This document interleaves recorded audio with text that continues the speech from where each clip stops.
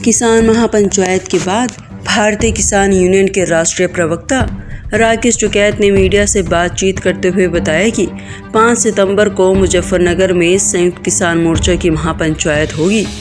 मुजफ्फरनगर की धरती पर देश के कई प्रधानमंत्री ने शिरकत की है, उसी धरती पर जिसमें हरियाणा, पंजाब और तमाम राज्यों से भारी संख्या में किसान शिरकत करेंगे। इस महापंचायत में कई बड़े फैसले भी होंगे। अंबाला में जिन किसानों पर पर्चे दर्ज किए गए हैं, सरकार उन्हें छोड़े, वरना किसान छेड़ सकते हैं कई आंदोलन। उन्होंने कहा कि बातचीत से ही समाधान निकल सकता है और समाधान सरकार को निकालना ही होगा। राकेश टिकैत ने सरकार पर निशाना साधते हुए कहा कि अनिल विज आज मुख्यमंत्री का सपना ले रहे हैं। हमने उन्हें सपोर्ट किया है और अब होम मिनिस्टर अनिल विज भी हमें सपोर्ट करें।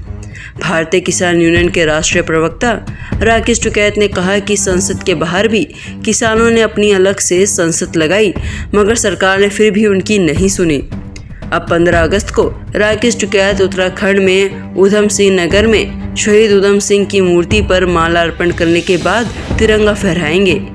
मिशन पंजाब गुरनाम सिंह चड़ूनी के चुनाव लड़ने वाले राकेश टिकैत ने कहा कि संयुक्त किसान मोर्चा किसी को भी सपोर्ट नहीं करेगा और ना कभी भी संयुक्त किसान मोर्चा कोई भी चुनाव लड़ेगा।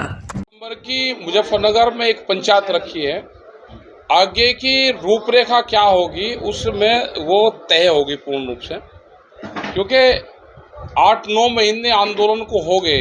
एक लोकतांत्रिक देश में एक देश की राजधानी को घेर के वहाँ का किसान बैठा हुआ है और सरकार, चुनी हुई सरकार, कोई तानाशाह सरकार नहीं है, चुनी हुई सरकार है, जनता की बात नहीं सुन रही, उन किसानों की बात नहीं सुन रही, जिसका देश में जो व्यवसाय हैं करने वाले वे 70% हैं। तो ये शर्म की बात है, सरकारों को शर्म आनी चाहिए। हम आगे की पूरी रूपरेखा वहाँ पर बनाएंगे और पूरे देश भर में जाएंगे। एक वैचारिक क्रांति है ये, इसको लेकर पूरे देश भर में जाएंगे। पूरे देश भर में हम अपनी मीटिंगें करेंगे और किसान, मजदूर, मछुआरा, आदिवासी, नौजवान देश का, इन सबको इस आंदोलन से जोड़ेंगे। आज भी जुड़ा हुआ है। 10 महीने में पहली रैली है यूपी में जी, आपकी। पहली रैली नहीं कहते हम, तो पंचायत कहते हैं उसको, पंचायत है ये। इससे पहले क्यों नहीं हो पाई? नहीं चल रही, नहीं यूपी में तो नहीं गए। यूपी में भी पंचायत होती रही, क्योंकि बीच में कोरोना काल रहा तो हमारे मोर्चे मजबूत रहे, वहाँ पे रहे। अब वो थोड़ा सा डाउन रहा तो फिर शुरुआत फिर कर दी है, क्योंकि ये मीटिंग शुरू कर दी तो हमने भी अपनी मीटिंगें शुरू कर दी। कोरोना काल खत्म हो गया और अपनी पंचायतें हम कर रहे हैं। तो कोरोना के प्रोटोकॉल को देखते हुए क्या वहाँ पर कोरोना नहीं है जहाँ पे मीटिंग हो रही है और जहाँ मतलब वहाँ पे भाई ये सरकार कर रही तो हम भी कर रहे हैं, सरकार भी तो गाँव में जा रही है। और कोरोना तो ज़्यादा बड़ा था, कोरोना भाई मोदी है देश में आज। कोरोना तो बीमारी चलो दिखे नहीं, वो तो घर में से एक आधे को ले जाए, ये तो पूरे के पूरे को सफाया कर रहा। तो कोरोना से बड़ी बीमारी है देश में, तो पहले उसका इलाज कर ले, कोरोना का तो चलो हो जाएगा। तो टिकैत साहब, अब मोर्चेबंदी यूपी में शुरू होगी, क्या वहीं पे पूरा फोकस रखा जाएगा? नहीं, पूरे देश में है मोर्चेबंदी, तो कर्नाटक में भी होगी, तमिलनाडु में भी होगी, हम सब जगह जा रहे हैं। आंध्र प्रदेश जा रहे हैं अभी और यूपी में भी जा रहे हैं, कल हरियाणा में भी, हिमाचल में, सब जगह जा रहे हैं, पूरे देश भर में जाएंगे। तो इसको उत्तर प्रदेश के चुनाव से जोड़ के भी देखा जाए। चुनाव के तो अभी 5-6 महीने, 6-7 महीने चुनाव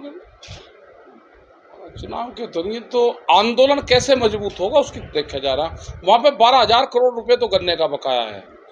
आलू का किसान वहाँ पे बर्बाद हो चुका है पूरा। आलू यहाँ से ही, आपके यहाँ से शुरू हो जाता है, ये मेरठ के साइड से शुरू हो जाता है, हरियाणा से करीब 100 किलोमीटर दूर से आलू की खेती शुरू हो जाती है। पूरा धान, गेहूँ, बाजरा, ज्वार सब, कोई वहाँ पे एमएसपी के रेट नहीं है।